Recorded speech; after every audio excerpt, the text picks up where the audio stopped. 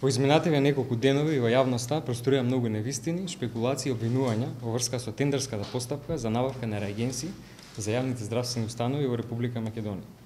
Концептот на централизација на медицинските лаборатории е од голем бенефит за македонските граѓани. Овој проект е во насока на створање на европски модел за кој се стремиме со цел реформирање на здравствениот систем и приближување кон модерните европски трендови. Концептот на централни набавки овозможува оптимално искористување на средствата, а во таа насока Министерството за здравство ќе има можност да ги контролира и предвидува трошоците за тестирање без оглед каде се тие изведуваат. Би сакал да дадам неколку детали во врска со распишаната постапка. До крајниот рок за поднесување на понуди за овој тендер пристигна само една понуда. Во моментов постапката е во фаза на евалуација и се уште не е ниту стигнато до електронска аукција. Од причини што станува збор за 3 годишна јавна набавка за тестови и реагенси за биохемиски, имунолошки, хематолошки, коагулациони и гасни анализи и проценетата вредност за истата е висока, но заштедата за буџетот за граѓаните е голема. Доколку не постигнеме заштеда, тендерот ќе биде поништен. Во текот на април беше спроведен технички диалог согласно одредбите од Законот за јавни набавки. По техничкиот диалог, сите економски оператори кои го искористија правото да дадат забелешки по тендерската документација и поднесоа приговори, во законски одреден рок добија записник и коригирана тендерска документација со сите извршени корекции и измени. Целиот процес беше транспарентен и отворен за јавност, а на јавното отварање беа присутни представници од Центарот за граѓански комуникации и надворешни представници на фирмите.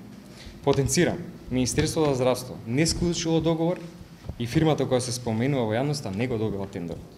Сето ова досега се детали од тендерската постапка која што прочнува отворена за јавноста преку систем на СН подолг период, вклучувајќи го и периодот за техничкиот диалог. Протоколите за транспорт на крв според досегашните протоколи и во тендерска документација јасно напишано дека економскиот оператор е должен во цената да има вклучено и транспорт на крв. Доколку се утврди дека документацијата не е во ред и постојат недостатоци во целокупната понесена документација во однос на понудата, согласно одредбите од Законот за јавни набавки, истиот представува основа за поништување на тендерот. Истовремено внимателно ги слушаме забелешките кои што излегува во јавноста. Главната намера на оваа постапка е да се подобри здравствениот систем, да се направат заштеди и граѓаните да имаат голема придобивка. Се што правиме е согласно позитивните европски искуства. Благодарам.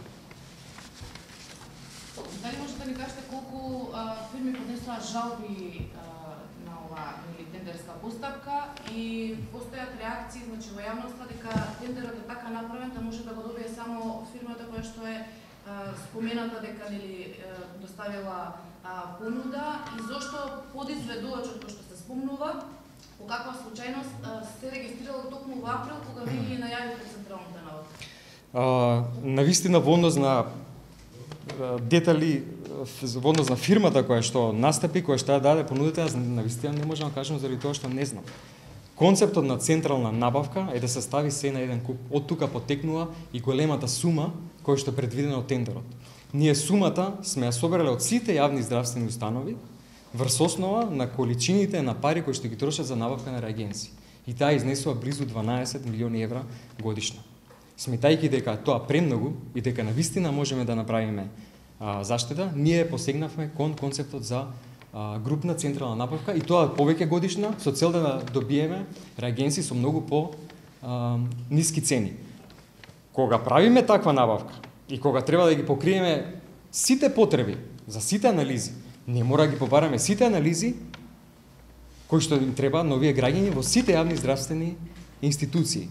Дополнително на сите анализи кои што се веќе барени во тендерот, ние бараме и транспортна крв, заради тоа што сметаме дека е тоа огромна заштеда во однос на трошоците и централизиран систем на пратење, односно IT систем, кој што ќе не овозможи увид во тоа колку јавните здравствени институции трошат во моментот или колку е вистинската потреба.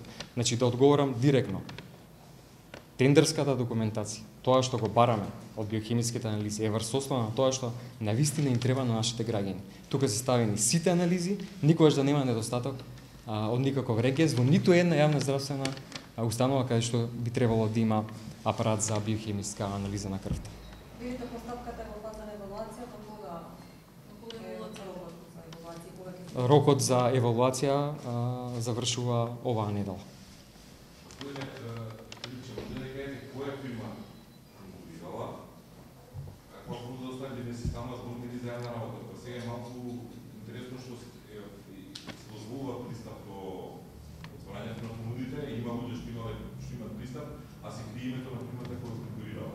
Прво тоа е прашањето. Второ, во каква врска е таа фирма со новоформираната фирма, односно дали е новоформираната фирма стои за тој е единствен понудувач. И трета работа, зашто спецификациите се направени така за да може фактички да учествува само еден производител, не се поопширно пазари. Да почнем од последното прашање, еве го одговорив и сега. Значи не е точно дека се правени само за една фирма. Само се ставени сите анализи кои што и сега се наоѓаат во сите лаборатории во нашата земја. И сега има такви анализи на секаде низ лабораториите во јавните здравствени установи низ цела држава. Детали за фирмата јас навистина не знам. Што се однесува на нивната понуда, со оглед на тоа што се уште се евалуира, тоа беше јавно отворена.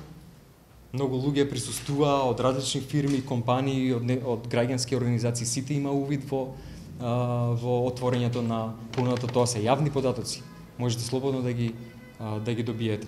Воопшто не е правено некаква спецификација за некаква детали за компанијата, навистина не би знаел да ви кажам. Тоа што излезе сега во јавноста, кога била регистрирана, тоа првпат читам јас.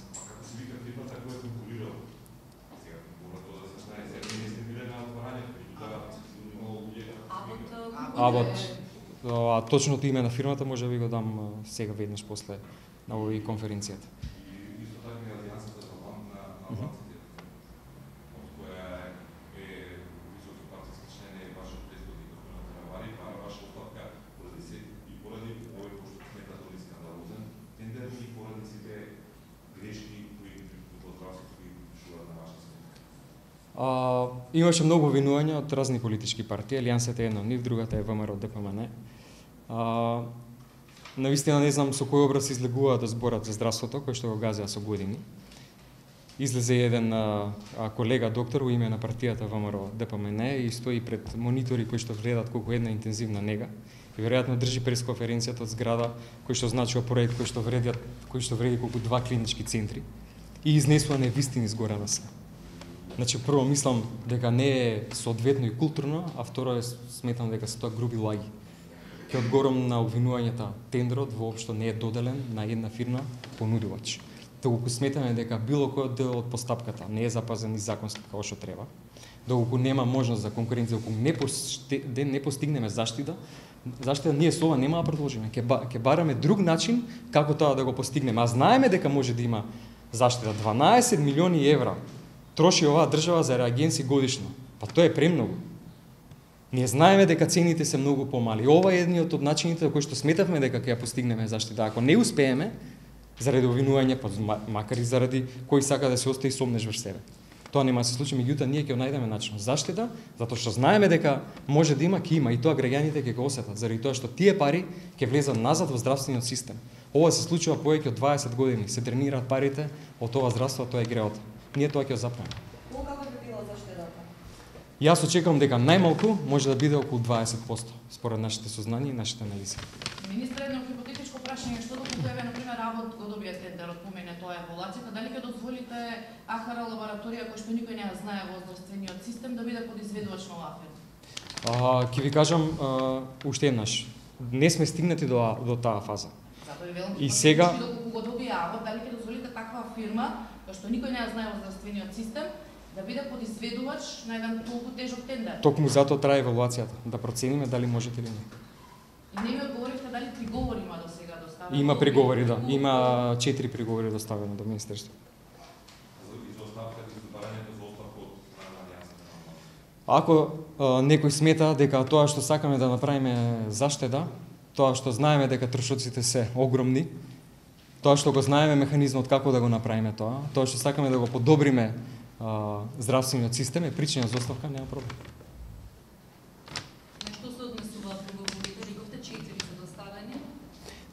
Приговорите стигнаа во петокот, се уште детално не сме ги разгледале, меѓутоа се однесува на неколку работи во однос на постапката.